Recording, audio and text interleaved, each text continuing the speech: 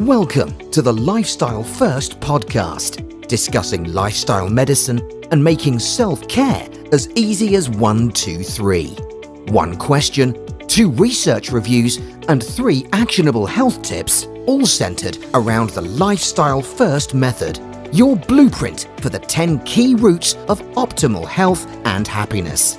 And now your host, lifestyle medicine physician and coach, Dr. Alka Patel. Hello and welcome. This is Series 3, Episode 6. And the theme in the Lifestyle First method we're exploring today is T, time out.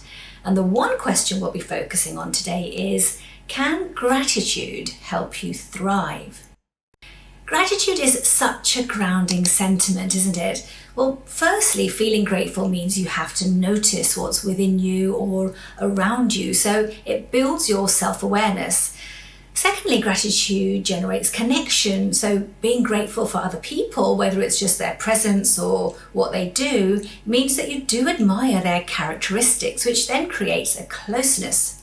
And thirdly, gratitude for me, well, it gives me a sense of awe in the world, ties me to that wondrous nature of life. So, as always, there are 2 pieces of information that we've looked at to support today's discussion. The first is a paper called Positive Psychology Progress, and it's by Martin Seligman, who is one of the key founders of positive psychology concepts. And the second is a book by Dr. Rangan Chatterjee called The Stress Solution.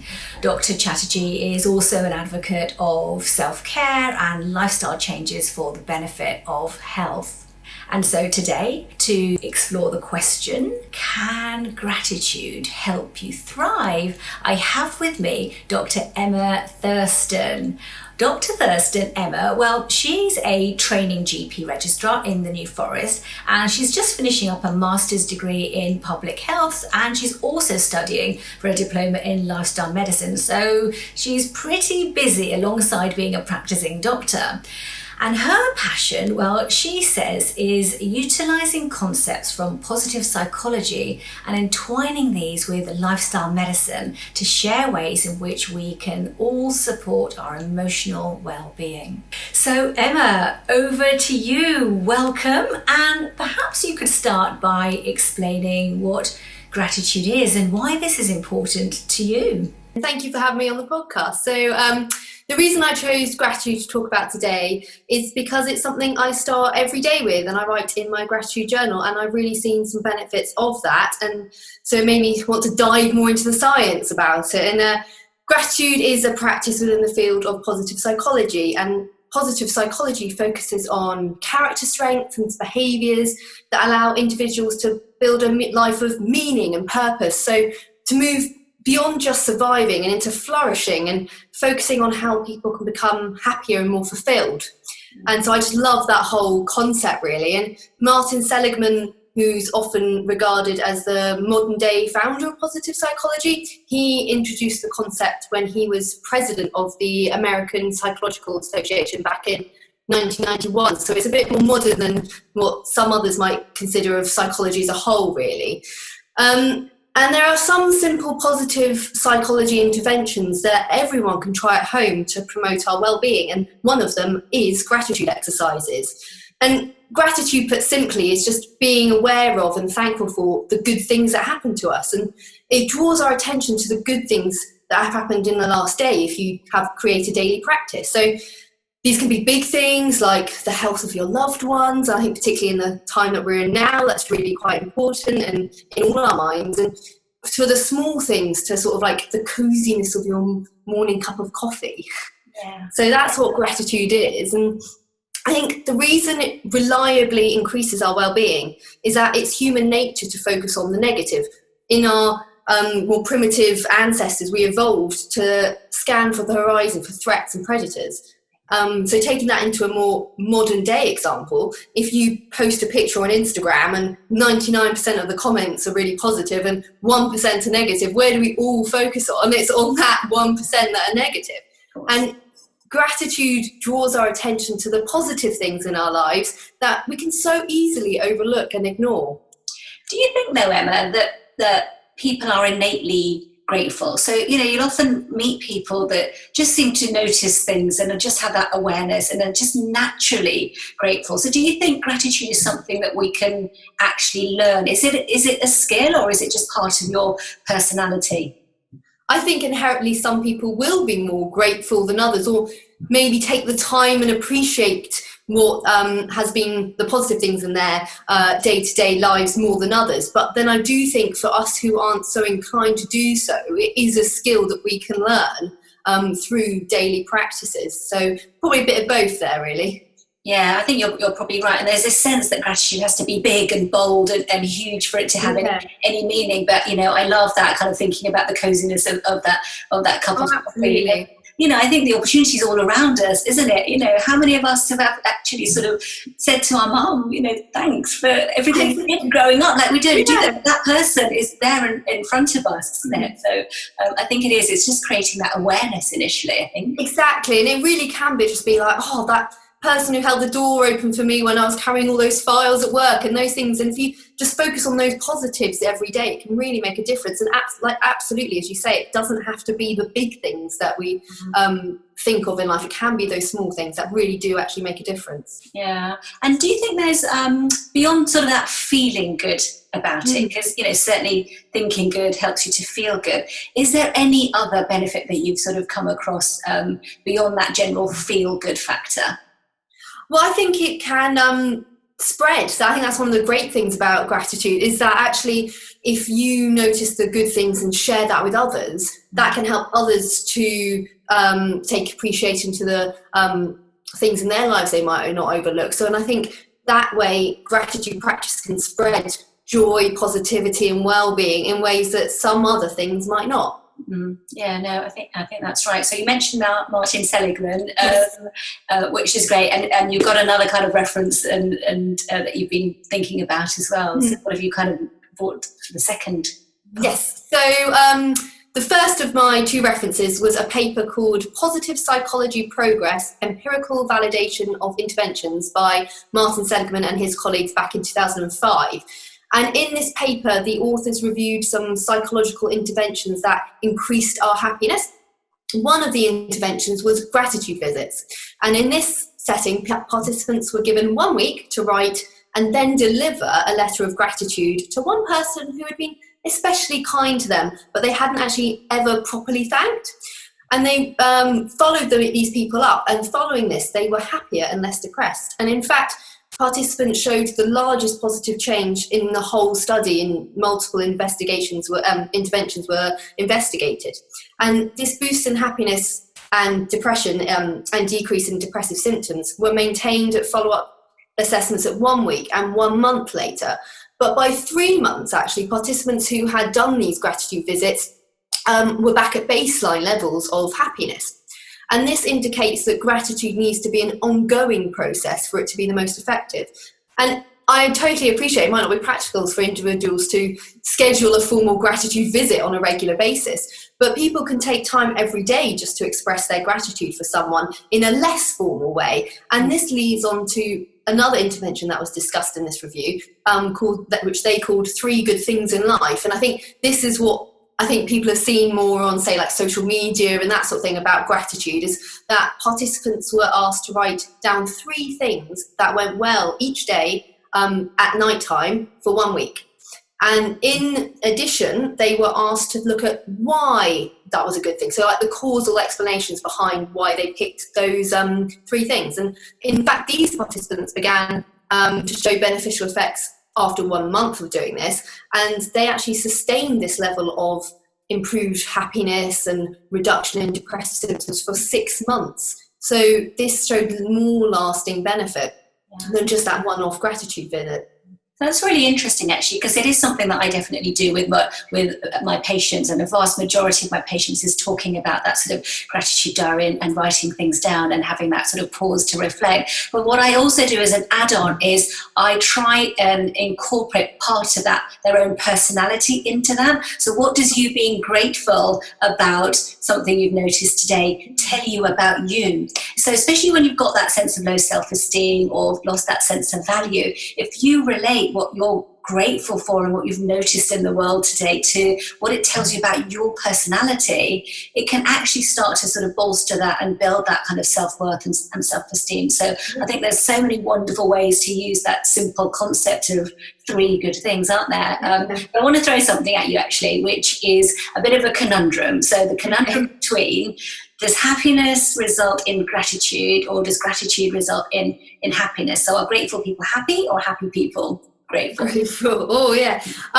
So I think there is some preliminary research in that, how gratitude can lead to happiness. But as I think you or anyone who does research, the causal relationships are always harder to prove or demonstrate than sort of associations. But that is a good question, and I think actually it is a bit like the chicken and egg, really, isn't it? But I think people who are in lower moods or slightly less happy, I mean, I'm in stud at the moment. I'm working in community mental health, so there's quite a lot of people who have low mood there, and I've been talking about gratitude, and actually they have come back to me and say, actually, I really like that. It made me pick out a few things each day that was went well for me, instead of always focusing on those negative things that my mind just was drawn to, and actually that has made me see some better benefits in my mood. And obviously we're not just doing gratitude when I'm working with these patients, and it is sort of lots of different interventions going on, including lifestyle and pharmaceuticals, but they're sort of scores that we assess, some sort of objective measures, and like PHQ-9 score, they actually have gone up. So like their scores have got better, which means the numbers gone down. But actually, so I think there is some ways that in my sort of practice that have shown that gratitude can lead to happiness. Yeah. But I'm sure happy people inherently, they might be those inherent ones who are actually inbuilt gratitude within them. Yes, yeah, and I think you're right. I think there's certainly information available in terms of linking with depression and anxiety, and at least bolstering mood, and that low mood that's associated with happiness can increase with that sense of gratitude and building that kind of regular gratitude practice. So thanks for that. That's definitely a conundrum and a cause and effect relationship to explore more. Exactly. And I hadn't thought about linking it to the personality, so I'll definitely be doing that myself. Yeah. Brilliant. Okay. And what else have you got for us? For the second sort of reference to talk about today, I appreciated that some people listening to this might be really liking the sound of incorporating gratitude into their lives, but didn't really want to take that deep dive into the scientific literature themselves. So for this reason, the second source of information I chose is a wonderful book called The Stress Solution by Dr. Rangan Chatterjee. And in this book, he covers so clearly many changes that we can make in our lives to look after our emotional well-being by addressing stress management. And he has a couple of pages specifically on gratitude, and he outlines a simple structure to help guide our gratitude practice, which he calls the 3 Ps, which cover person, pleasure, and promise. And each day he asks you to think of a person you feel grateful for, a pleasure you experienced during the day, and something that happened during the day that holds promise for the future. And I personally found this framework really helpful when I was starting out my gratitude practice. So I thought that's why I'd share it with everyone today.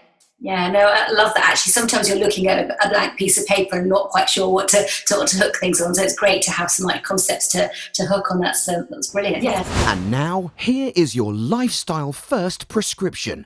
Your 3 activating actions to take you from knowing to doing. Have you got 3 actions that people can take today, linking us to gratitude? Great, go for it. So the first one is taking some of what we've discussed about already and thinking about 3 things you're grateful for each day. And you can use the 3P structure if you want some guidance, or otherwise just let your mind run free. And ideally write these down because then you can look back and sort of revisit what you were grateful for each day, and it's quite nice sometimes to look back at what you were grateful for months ago. And you could just write them on a piece of paper if you wanted, but one thing I've started doing is have a specific journal for gratitude, and I think that's such a really nice place to keep your thoughts. And I actually have bought one called the 6-Minute Diary, although there's loads out there, and I just love that structure and it really works for me. So just go and buy yourself a nice notebook and a nice pen, and just have that special place where you can write what you're grateful for each day. So that's my first one. Okay, love that. The second sort of tip that people could introduce into their day-to-day is the gratitude game, which again comes from Dr. Chatterjee. He describes it sometimes in his podcast and in his newest book, Feel Better in 5. And it's a game that his family play around the dinner table. And they each have to answer 3 questions, which is, what have I done today to make someone else happy? What has someone else done today to make me happy? And what have I learned today? And he says that this game has helped them all to start to reframe their day and to reflect on the positives, and that also they start to connect with each other, and the dynamic changes around the table sort of within seconds. So I think that's a great way of what we were talking about sharing the gratitude and really introducing it at a young age as well. Yeah, no, I really like that. In fact, when we go on holiday as a family, we automatically kind of end up at dinner, going around the table, hey, what did you love about today, etc. And it's a really nice kind of time to, as you say, connect. There's laughter, you're kind of bouncing off each other, and there is that automatic grounding, isn't there, that kind of comes with that. So it's really nice. So yeah, I can do it on holiday, I can do that every day. Exactly, yeah. And the third and final thing is to say thank you to someone who offers you some kindness today and spread gratitude into the world. And like we were saying, this really doesn't have to be the big things. It could be that someone made you a cup of tea or coffee, someone held the door for you, or even the postman who brought you a letter. And we actually started doing this to our postman, and we just give them a wave and a smile every day, and you see them look back and they just have a beaming face when you sort of give them some like love and just share some happiness into the world. So I love that one. Yeah, no, that is amazing actually, because you don't know what impact that has on somebody. Absolutely. And I think, we often think these things, like you do feel grateful or you do notice, but then you don't vocalize it. And so if a thought pops up, all you got to do is say it. And exactly like you say, you never know what that one comment could do for someone's day. Yeah. Yeah, no, love those. I think those are 3 fantastic things, and there's no reason we can't just put those, plug and play straight away with those. Yeah. So thank you so much, Emma. I'm sure people want to know a bit more about you and come and find you. So what's the best way to reach out to you? Yeah, sure. So you can find me at the handle at Dr. Emma Thurston, and I'm on Instagram mainly. I do have a Twitter account if you don't have Instagram, but I'm very much more active on Instagram. And my website is dtemmathurston.com, and there's a contact page there if you want to reach out and email me. Feel free to do that. Amazing. I'm sure people will, because I think this was kind of really inspiring and really uplifting. You can see I'm beaming after that. So I'm beaming too. I'd like to say thank you to you. I'm really, really grateful that you've come and kind of shared your insights and shared your own kind of journaling practice as well. So thank you so much for that. It's been really lovely having you. Thank you for having me. Which I think just leaves me to say to everybody, wish you all a happy, healthy day. Thanks for joining us on the Lifestyle First podcast, making self-care as easy as 1, 2, 3. Don't forget to subscribe and share, and we'd love it if you'd be kind enough to leave a review. To learn more or to arrange a consultation, please visit www.dralkapatel.com. See you next time.